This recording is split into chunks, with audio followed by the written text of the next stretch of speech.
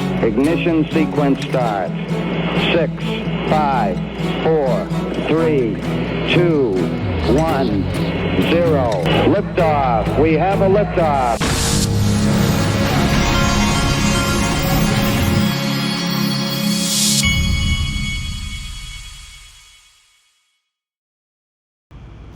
Hey everybody, this is the Digital Asset Investor, and before we get going today in the group at daixrp.com, which is the Patreon, or you can go to click the join button right here below the YouTube video. You can join through YouTube. In that group today, we're going to talk about something that I haven't talked about in a while. Actually, the guy is on TV right now, having to do with XRP and XLM and all this tariff stuff going on. There's one thing that I haven't seen really covered a lot, but there's a history with this guy, with both having to do with Ripple, XRP, and XLM, okay? And I haven't seen it really covered anywhere, but I'm going to show it to you. So we'll check that out. Listen to this. This is Jake Boyle from Caleb and Brown, my new affiliate partner. Caleb and Brown, he's on stage. This was XRP Las Vegas 2024. He's talking about something crucially important when it comes to where you're going to put your crypto. A client actually said to us the other day that, like, if you fail to plan, then you plan to fail. And I think, what does that mean? If you've got XRP and you think, I'm going to take some profit at $3, I'm going to take some more at $8, whatever your plan might be, not having a plan, that's a bad idea. Right. Because then the market can rocket like this, and you're going to be telling all your friends that you're a multimillionaire and how great the world is. And then one day you wake up and the market's taking a turn, and you're thinking, crap, I've already told everyone I'm a millionaire, and now I need someone to shout me my Starbucks. Yeah, I could think a few people have been in that boat. So have the plan. And if you're using a broker like us, you can put in the stop limits. You can say, Jake, if this seriously blows up, I need a bank account in Europe, I need money wired there, and there's no maximums. If you make $100 million, we can wire it to you by the end of this talk. Have these plans. And your friends might think they're ridiculous. They might think, XRP, that's not going to move, that's not going to happen. That's fine. They can continue to have their opinion when you're out sailing into the sunset, right? And our job is just to make sure the money gets there. Yes, sir. I love it. Go to XRPwealth589.com and it will forward you to my page here on Caleb and Brown. Then you just click the sign up today button. Check this out. Monerex says we're just a month away from XRP Las Vegas 2025, largest XRP conference in the world. Monerex is a proud sponsor. Join us. Our CEO, Mark Otto, I've met that guy before, takes the stage to share how Monerex is driving fintech innovation in Mexico, leveraging the XRP ledger to revolutionize financial infrastructure and shaping the future of global payments and financial inclusion. Monerex team will also be on site, ready to connect and engage with the XRP community. Go to xrplasvegas.com to get your tickets. Get them while you can. Here's the Bitcoin conference, 28 days away. Looks like Hester Pierce is going to be in Vegas. You got the CEO of Tether. You got the kid Jack Mallers. You got Ross Ulbricht's going to be there. Senator Loomis. Crazy Michael Saylor's going to be there. The whole gang. All right. Let's see what the market's looking like right now. It looks like it's still kind of flat. 228 XRP. Bitcoin did touch $95,000 a minute ago. Hey, I'm all for it. I want Bitcoin to go ahead and pass 100,000. I think that'll bring a lot of crypto FOMO in this market. Go ahead and hit 100,000. I'm ready for it. Here's the Commerce Secretary, Howard Lutnick, on what they're going to do for Bitcoin mining. And we're doing all sorts of interesting things. I'll give you an example. We're going to make it, if you want to mine Bitcoin and you find the right place to do it, you can build your own power plant next to it. I mean, think about that for a second. You don't have to necessarily be on the grid, right? So, and you're going to see this happen, which is miners are going to put their data centers on top of gas fields, right? And then put a plant right next to them so that they won't be beholden to the drawing power and listening to all the stories about, oh, you're taking too much power and now the cost of operating my refrigerator is higher and all the things we have to deal with now. What you'll see is the next generation of miners in America will be able to control their destiny, control the cost of power. And I think that is going to turbocharge Bitcoin mining in America. And so the idea is for the investment accelerator to help people, as an example, who have those kind of ideas. How do they get those permits? How do you execute on that plan? You call the investment accelerator, and we help you execute it. All right. And then look, crazy Michael Saylor put this out this morning. I said here, the man is giving you all the warning signs you need. I don't know what in the world this guy's thinking, putting all these crazy pictures out where he's portraying himself as Jesus. It makes me sick to my stomach, to be honest. I think it's weird, and I think the guy is a wacko. Just like Max Kaiser's a wacko. I wouldn't have him on stage if I was those guys. And look, I think Bitcoin is going to go up a lot in price. It's not that. It's just all of this. Saylor behaves like a guy running a Ponzi scheme, and it makes me extremely uncomfortable. That's why I don't own any. I don't like it. I don't like this idea that we're being lied to about them not knowing who Satoshi is, and I'm just not going to stay invested in something like that. I'm going to stay invested in something like that that's solving real world problems like XRP. Listen to this. Will be comfortable. This is apparently a confidential Ripple webinar. Transacting. So we have a rule set. I'm going to blow it up so you can see it better. And the final two components of this, one is liquidity. And this is where blockchain comes in. This is where the cryptocurrency XRP really comes into its own.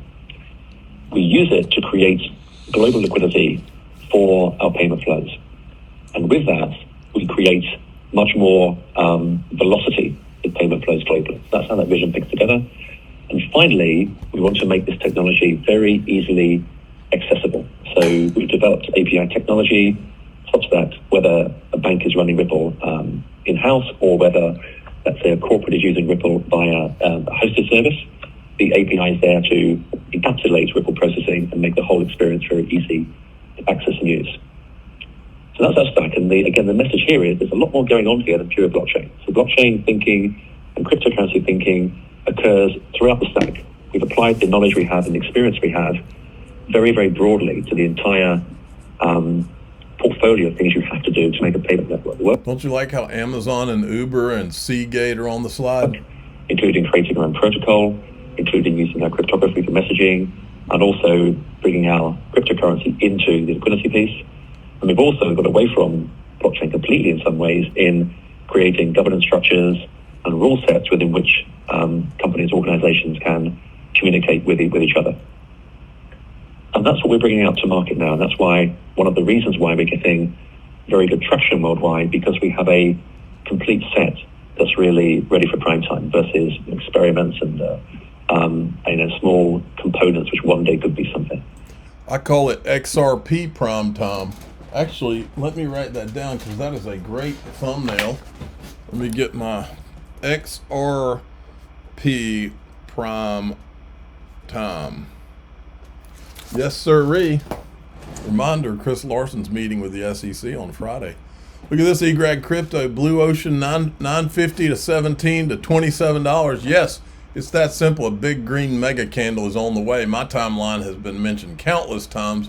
Right now we're swimming with the sharks, and remember, sharks can't be tamed. You either kill them or you'll be eaten alive with XRP futures. Expect volatility to be the new normal. Stay steady and strong. And then look at this. Eric Trump says crypto payments will be accepted for units at the Trump Tower, Dubai.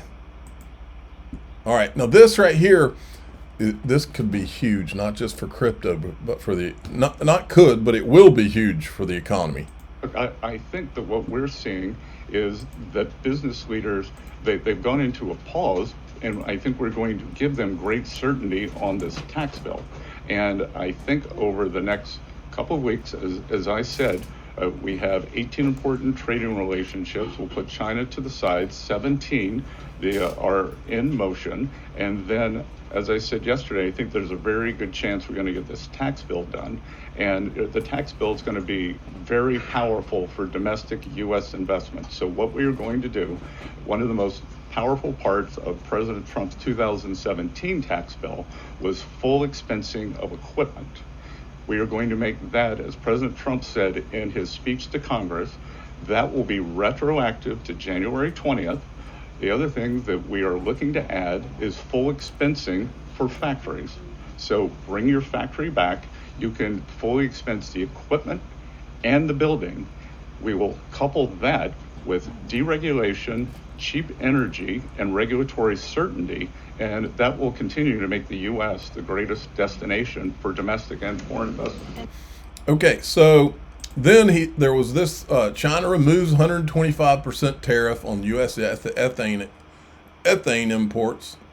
I don't know if they meant methane or they meant ethane. And then you had Scott Bessent saying this about the tariff situation with China. I think that, over time we will see that the Chinese tariffs are unsustainable for China. I've seen some very large numbers over the past few days that show if these numbers stay on, Chinese could lose 10 million jobs very quickly.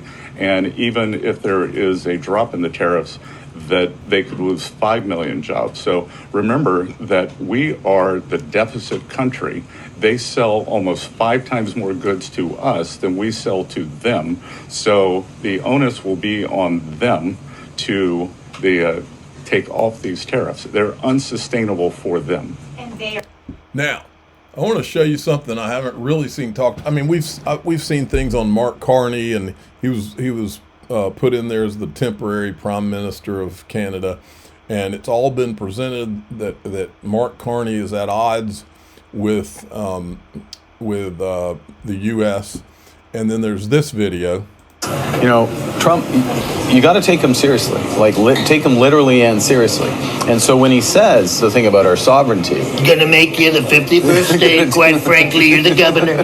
He doesn't call me that. What the hell did you say to him? Because before all this, he was saying it's the 51st state, quite frankly, they're very weak. They're gonna call him the prime minister's the governor. And then you had a phone call with him, and he's like, the prime minister's not that bad, he's very smart, I'm looking for...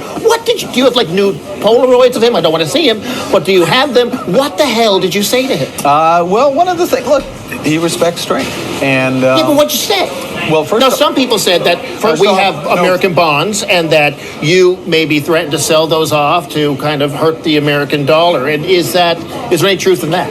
I couldn't possibly comment, but that's Now, I mean, this guy was moved to Canada almost like a chess piece, folks.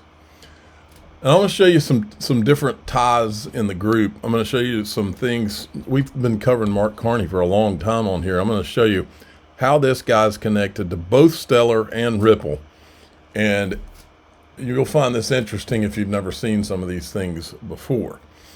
Go to DAIXRP.com to join through the Patreon, or click the join button below this YouTube video if you'd rather join through YouTube. I'm the digital asset investor. I'm not an investment advisor. This is for entertainment purposes only. Please subscribe, hit the like button, tell your friends and family. Let's go look at these ties between Mark Carney and Stellar and Ripple. Here we go.